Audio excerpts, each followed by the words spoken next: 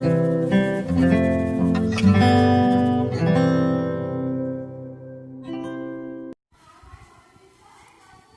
Students, आज हम start करने जा रहे हैं क्वाड्रेटिक इक्वेशन यानी द्विघात समीकरण। इसको हल करने के जो मेथड्स होते हैं वो आज हम सीखेंगे। तो इसके तीन मेथड है, द्विघात समीकरण को सॉल्व करने के तीन मेथड है। उससे पहले द्विघात समीकरण होती क्या है? ax square plus b x plus c is equal to 0। ठीक है, इसमें a जब नॉट इक्वल टू 0 हो तब ये क्या कहलाएगी? द्विघात समीकरण कहलाएगी। क्यों कहलाएगी द्विघात समीकरण? क्योंकि इसमें चर की जो उच्चतम घात है वो क्या है? 2 है। ठीक है, ये है समीकरण क्योंकि इसमें इक्वल टू 0 आ रहा है। अगर 2x ax square plus b x plus c की बात करें तो ये अगर मैं सिर्फ ये लिखूं, इक्वल टू 0 नहीं लिखूं, तो ये क्या है? क्वाड्रेटिक पॉलिनोमियल है यानी द्विघात बहुपद है। ठीक है स्टूडेंट्स, तो ax square plus b x plus c बराबर 0 यानी द्विघात समीकरण को सॉल्व करने के तीन मेथड्स हैं। क्या है? तीन मेथड है। फर्स्ट मेथड जो है वो क्या है? गुणनखंड विधि यानी फैक्टराइजेशन मेथड। ठीक है, फर्स्ट मेथड क्या है? गुणनखंड विधि यानी फैक्टराइजेशन मेथड। सेकंड है quadratic formula, quadratic by quadratic formula, जिसे हम श्रीधराचार्य सूत्र भी कहते हैं। क्या कहते हैं? श्रीधराचार्य सूत्र। और लास्ट एंड फाइनल है पूर्ण वर्ग विधि यानी कंप्लीटिंग द स्क्वायर मेथड। ठीक है, तो सबसे पहले मैं बताने जा रहा हूं आपको क्वाड्रेटिक फॉर्मूला जो होता है वो कहां से आएगा। ठीक है, तो स्टार्ट करते हैं क्वाड्रेटिक फॉर्मूला से। तो क्वाड्रेटिक फॉर्मूला जो कि होता है x is equal to minus b plus minus under root b square minus 4ac upon 2a। ठीक है, ये होता है, ये क्या होता है? श्रीधराचार्य सूत्र या क्वाड्रेटिक फॉर्मूला। ठीक है, इसमें बी स्क्वायर माइनस 4ac जो है वो डिस्क्रिमिनेंट यानी विविक्तिकर का मान होता है। ये आया कहां से वो हम सीख रहे हैं पहले। तो उसके लिए हमें कंप्लीटिंग द स्क्वायर मेथड से स्टार्ट करना पड़ेगा। बच्चों को सबसे हार्ड कौन सा टॉपिक लगता है? वही लगता है पूर्ण वर्ग विधि। तो मैं स्टार्ट कर रहा हूं पूर्ण वर्ग विधि। तो अपने पास द्विघात समीकरण है ax square plus b x plus c is equal to 0। ठीक है स्टूडेंट्स, ये कौन सा है? द्विघात समीकरण है। हमें क्या करना है? x का मान निकालना है। तो क्या करेंगे? स्टेप याद रखना, इसी स्टेप वाइज जो है आपका क्वेश्चन भी सॉल्व होगा। तो हमें सबसे पहले अचर राशि को आरएचएस में भेजना है। तो देखो ax square plus b x is equal to plus c, उधर जाके माइनस सी। पहला स्टेप हो गया। क्या हो गया? फर्स्ट स्टेप कि हमें अचर राशि यानी कांस्टेंट वैल्यू को आरएचएस में लेके जाना है। ठीक है, फिर हमें यहां से एक्स स्क्वायर की जो टर्म है उसको सिंगल करना है। सेकेंड स्टेप क्या है? एक्स स्क्वायर के साथ जो भी टर्म आ रही है उसका डिवाइड करना है। तो डिवाइड कर रहा हूं मैं ए से। ठीक है, क्या कर रहा हूं मैं? ए से डिवाइड कर रहा हूं। तो क्या होगा? X square, a x square में ए का डिवाइड करूंगा x square, b x upon a और माइनस सी अपॉन ए। ठीक है स्टूडेंट्स, मैंने क्या किया? सब में ए का डिवाइड दे दिया। नाउ हमें ये ए स्क्वायर दे रखा है, 2a भी दे रखा है, हमें बी स्क्वायर बनाना है क्योंकि ये a प्लस बी का होल स्क्वायर बनेगा। तो उसके लिए हमें क्या करना है? थर्ड स्टेप, जो भी x की टर्म है, x की जो टर्म है उसका हाफ लेना है। क्या लेना है? इंटू हाफ करना है। ठीक है, x की जो टर्म है उसका हाफ लेना है। तो b बाय a है, इसका हाफ कैसे निकालेंगे? 1/2 से मल्टीप्लाई कर दो यानी b अपॉन 2a। ठीक है, ठीक है ना? फिर से एक बार रिपीट कर रहा हूं। पहले कांस्टेंट वैल्यू को राइट हैंड साइड लेके जाओगे, फिर एक्स स्क्वायर को अकेला करोगे, जो भी टर्म है यहाँ पे बी होती तो बी से डिवाइड करते, ए है तो ए से डिवाइड कर रहा हूं। ठीक है, फिर नेक्स्ट स्टेप में मुझे ये जो एक्स के साथ कोएफिशिएंट आ रहा है बी अपॉन ए, इसका हाफ जो है इस टर्म का स्क्वायर दोनों तरफ ऐड करना है। तो फोर्थ में क्या करेंगे? इसका जो हाफ निकाला उसमें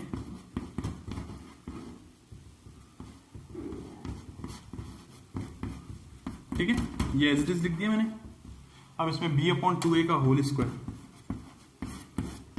दोनों तरफ ऐड करेंगे, ठीक है। अब इसको देखो, ये क्या, आपको ज्यादा दिमाग नहीं लगाना है, आपको डायरेक्ट ये और ये देखना है, यानी x b upon 2a whole square लगा देना है, ठीक है। यहां पे अगर प्लस है तो प्लस, यहां पे अगर माइनस है तो माइनस, तो यहां पर प्लस है तो यहां पर भी प्लस, ठीक है स्टूडेंट्स। अगर आप इसको a प्लस बी का होल स्क्वायर से एक्सपेंड करोगे तो यही आएगा, ठीक है स्टूडेंट्स। और यहां पे देखो माइनस के c upon a plus b square upon 4a square, ठीक है। यहां तक कोई दिक्कत आपको? एक बार कंप्लीट रिवाइज कर रहा हूं, प्लस सी उधर भेजेंगे माइनस के सी, एक्स स्क्वायर का ऑप्शन ए से डिवाइड करेंगे, डिवाइड करने के बाद जो टर्म है उसका हाफ लेंगे और इसका स्क्वायर दोनों तरफ ऐड करेंगे। ऐड करने के बाद यहाँ पर ये टर्म जो दोनों स्क्वायर वाली टर्म है उनको लिखना है, यहाँ प्लस है तो प्लस, यहाँ पे माइनस है तो माइनस, और ये स्क्वायर इज इक्वल टू, इसको सोल्व कर लिया, ठीक है। अब इसके बाद क्या होगा आगे, इसके बाद देखिए यहाँ पे x plus B upon 2a का whole square is equal to, LCM लेना है इनका, इनका एलसीएम आएगा 4a स्क्वायर ही है, क्या आएगा 4a स्क्वायर, ठीक है। अब a का जब 4a स्क्वायर में डिवाइड करेंगे तो 4 का 4 आ गया, यानी इसको 4 से भी मल्टीप्लाई करेंगे, a का a स्क्वायर में डिवाइड करेंगे बाकी बचेगा a, तो इसका इससे मल्टीप्लाई आ गया माइनस के 4ac, और सेम टर्म का सेम टर्म में डिवाइड किया तो 1, इसको 1 से मल्टीप्लाई करेंगे तो ये b स्क्वायर, तो रूल क्या आ गया b square minus 4ac upon 4a square, ये आ गया x plus B upon 2a का होल स्क्वायर, ठीक है। अब जब स्क्वायर हटाते तो क्या होता है, स्क्वायर रूट लगता है, साथ में प्लस माइनस भी लगता है, तो plus minus under root b square minus 4ac upon 4a square, ठीक है। और यहां पर x plus B upon 2a, ठीक है। यहां पे ध्यान से देखो, यहां पे प्लस माइनस क्यों आया, ये रीजन काफी बच्चे पूछते हैं, तो ध्यान से देखना। अगर मैं माइनस 2 का स्क्वायर करूं तो भी 4 आ रहा है, और प्लस 2 का स्क्वायर करूं तो भी 4 आ रहा है, ठीक है। तो इसको मैं ऐसे लिख सकता हूं, प्लस माइनस 2 का whole square is equal to 4 लिख सकता हूं। और जब मैं इसका स्क्वायर रूट करूं, स्क्वायर हटा के स्क्वायर रूट करूं, तो ये क्या आ सकता है, प्लस माइनस 2 आ सकता है, इसलिए यहां पर भी क्या लगाया, प्लस माइनस लगाया, ठीक है स्टूडेंट्स। फिर नेक्स्ट स्टेप, प्लस के b बाय 2a को उधर भेजो, तो माइनस के b बाय 2a, प्लस की टर्म उधर जाके माइनस के, और ये प्लस माइनस ये अंडर रूट में रहेगा, और 4a का स्क्वायर का अंडर रूट 4a, ठीक है। अब इसमें क्या करोगे, एलसीएम ले लो, सॉरी यहाँ पे 4 का अंडर रूट 2, एलसीएम आ गया 2a, ये सेम आ जाएगा क्योंकि डिनोमिनेटर सेम है, ये आ गया अपने x की value, x is equal to minus b plus minus under root b square minus 4ac upon 2a, ये क्या आ गया अपना क्वाड्रेटिक फॉर्मूला आ गया, ठीक है। अब इसका यूज सीखते हैं। एक क्वेश्चन फर्स्ट, जैसे क्वेश्चन है x square minus 6x plus 8, हमें ऐसे सॉल्व करना है, ठीक है। तो इसमें a की वैल्यू हो जाएगी अपनी 1, b की वैल्यू हो जाएगी माइनस 6, c की वैल्यू हो जाएगी 8, ठीक है स्टूडेंट्स। एक्स स्क्वायर का कोएफिशिएंट होता है a, x का कोएफिशिएंट होता है b, और अचर राशि यानी कांस्टेंट वैल्यू होती है c, ठीक है। मान लो ये आपका घुमा के आ जाए question 6x plus x square minus plus 8, तो इसमें abc की वैल्यू आपकी चेंज नहीं होगी, क्यों, क्योंकि एक्स स्क्वायर का कोएफिशिएंट यहाँ पे भी बनेगा, एक्स का कोएफिशिएंट माइनस 6 है और कांस्टेंट वैल्यू 8 है, ठीक है। मान लो कोई टर्म आपको आरएचएस में दे रखी है, तो आपको पहले इधर लेके आनी है, यानी कुल मिला के आपको ax square plus bx plus c की फॉर्म ही होनी चाहिए आपके पास, ठीक है। और फिर आपको कंपेयर करना है, ठीक है। अब next step, x is equal to क्या फॉर्मूला था, minus b plus minus under root b square minus 4ac upon 2a, ठीक है, ठीक है ना। अब इसमें ये जो है ये है डिस्क्रिमिनेंट, पहले हमें इसकी वैल्यू फाइंड करनी होती है, ठीक है। इसमें मैं नहीं कर रहा हूं, इसमें डायरेक्ट क्वेश्चन सॉल्व कर रहा हूं क्योंकि हो जाएगा, फिर इसके बाद इसको समझेंगे क्या चीज है। तो minus of minus 6 plus minus under root -6 का square -4 into 1 into 8 upon 2 into 1 is equal to +6 plus minus under root 6 का स्क्वायर 36 -32 अपॉन 2। ठीक है, ओवरऑल क्या है, x is equal to 6 plus minus इसका 4 का under root 36 minus 32 is equal to 4 का under root 2 upon 2। तो x इज इक्वल टू, एक बार ऐड कर लो, 6 प्लस 2 कितना होता है 8, तो 8 अपॉन 2 आ गया, कॉमा एक बार माइनस कर दो तो 4 अपॉन 2, तो ओवरऑल x बराबर 4 और 2, ये इसके क्या आ गए, जीरोज आ गए, इसकी वैल्यूज आ गई। ठीक है स्टूडेंट्स, ये क्या हो गया, सेकंड मेथड जो था क्वाड्रेटिक फॉर्मूला के थ्रू हमने सॉल्व कर दिया। ठीक है, अब इसके काफी क्वेश्चन ऐसे बनते हैं कि हमें मूलों की प्रकृति पूछता है, यानी नेचर ऑफ द रूट्स। ठीक है, तो उसके लिए डिस्क्रिमिनेंट की बात करते हैं हम, डी जो होता है वो होता है बी स्क्वायर माइनस 4ac। ठीक है, अगर बी स्क्वायर माइनस 4ac की वैल्यू ग्रेटर देन 0 हो, ठीक है, तो इसमें वास्तविक व भिन्न भिन्न, वास्तविक व भिन्न भिन्न, ठीक है, ये क्या होता है, इसके जो मूल होंगे वो वास्तविक और भिन्न भिन्न होंगे। अगर बी स्क्वायर माइनस 4ac बराबर 0 तो वास्तविक व समान। ठीक है, इससे पहले जो क्वेश्चन किया था वो इसके लिए था, तभी तो अपने आंसर 4 और 2 है, वास्तविक में है और भिन्न भिन्न भी है। अगर बी स्क्वायर माइनस 4ac की वैल्यू लेस देन 0 आ जाती है तो उसके काल्पनिक मूल आते हैं। क्या आते हैं, काल्पनिक, जो कि 10th में एग्जिस्ट नहीं करते, मतलब 10th में आपके नहीं है, लेकिन 11th प्लस में आ जाते हैं, जिसको आयोटा से रिप्रेजेंट करते हैं। जब रूट में माइनस की टर्म आ जाती है तो उसको आयोटा से रिप्रेजेंट करते हैं, जो कि काल्पनिक संख्या होती है। ठीक है स्टूडेंट्स, तो ये कंडीशन आपको याद रखनी है, इंपॉर्टेंट है। क्वेश्चन कैसे भी बन सकता है कि अगर किसी इक्वेशन के दे दे, उसमें k की वैल्यू फाइंड करने के लिए बोलेगा कि k की किस वैल्यू के लिए, for which value of k their roots are real and equal. ठीक है, एक क्वेश्चन समझ लेते हैं इसका। जो क्वेश्चन है एक्स स्क्वायर माइनस के एक्स प्लस 4, हमें क्या पूछ रहा है कि k की किस वैल्यू के लिए रियल और इक्वल रूट्स होंगे। तो a की वैल्यू क्या है 1, b की वैल्यू -1, c की वैल्यू 4। ठीक है, तो हम क्या करेंगे, बी स्क्वायर माइनस 4ac बराबर 0 रखेंगे, तो b का स्क्वायर यानी -1 का स्क्वायर -4 इंटू 1 इंटू 4, तो ये -1 का स्क्वायर 1, सॉरी यहां में माइनस लेके आएगा। ठीक है, सॉरी माइनस का k, तो k का square -16 is equal to 0, k square is equal to minus k 16 हो जाएगा प्लस के 16, और k is equal to square हटाएंगे तो स्क्वायर रूट, तो k इज इक्वल टू +-4। ये इसकी वैल्यू है। जब यहाँ पे +4 या -4 आएगा तब इसके जीरोस जो आएंगे रियल और इक्वल होंगे। ठीक है स्टूडेंट्स, अब नेक्स्ट मेथड हम सीखते हैं कंप्लीटिंग द स्क्वायर के लिए। क्वेश्चन देख लेते हैं कंप्लीटिंग द स्क्वायर के लिए। ठीक है, जैसे क्वेश्चन है अपने पास 4x स्क्वायर माइनस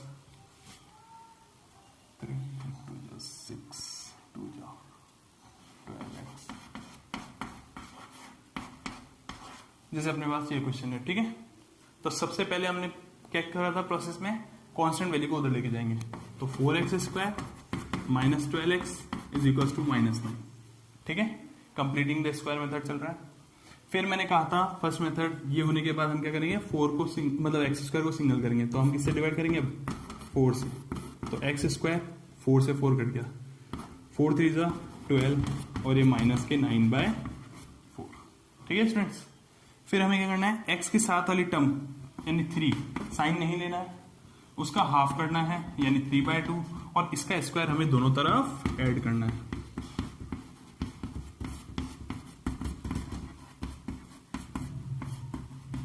ठीक है, हो गया नेक्स्ट स्टेप। अब हमें क्या करना है, ये स्क्वायर वाली टर्म ये स्क्वायर वाली टर्म रिपीट करनी है, होल स्क्वायर लगाना है। अगर यहाँ पे प्लस सॉरी यहाँ पे माइनस है तो माइनस, अगर यहाँ पे प्लस है तो प्लस, और -9/4 प्लस के 9/4 ये आ गया 0। क्या आ गया? 0। ठीक है। नेक्स्ट स्टेप, अगर स्क्वायर हटाऊंगा तो 0 पे स्क्वायर रूट आएगा और 0 का स्क्वायर रूट होता है 0, तो माइनस के 3/2 उधर जाके प्लस के 3/2। ठीक है। अब ये क्वाड्रेटिक इक्वेशन है लेकिन इसका 0 एक ही आ रहा है। इसका रीजन है इसके रियल और इक्वल रूट्स हैं, जिसमें अगर एक ही आंसर आ रहा है तो उसको रिपीट करके लिख दिया करो। ठीक है। 3/2, 3/2। ठीक है। ये हो गया अपना कंप्लीटिंग द स्क्वायर यानी पूर्ण वर्ग विधि। अब मैं लास्ट सिखा रहा हूं गुणनखंड विधि।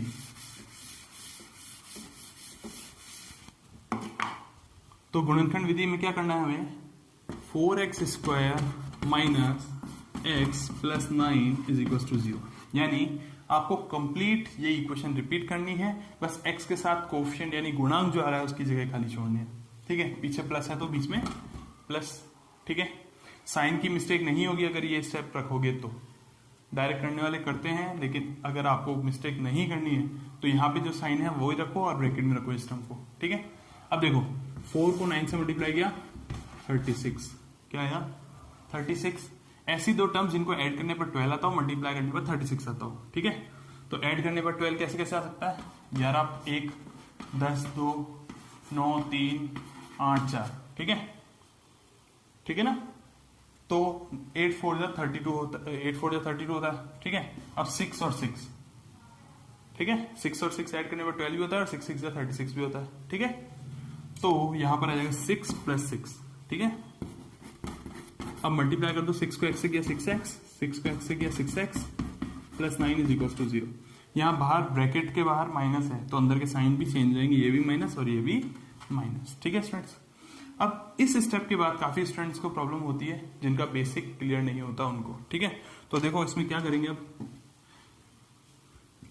अगर आपको आता है पता है कि डायरेक्ट इसमें 2x कॉमन आता है तो बहुत अच्छी बात है, नहीं तो कैसे होगा? देखो 4 का स्क्वायर होता है 2 × 2, x स्क्वायर क्या होता है x × x, 6x का होता है 2 × 3 × x, 6 का क्या होता है 2 3 जा 6 × x प्लस 9 का 3 × 3 इज इक्वल टू 0। ठीक है।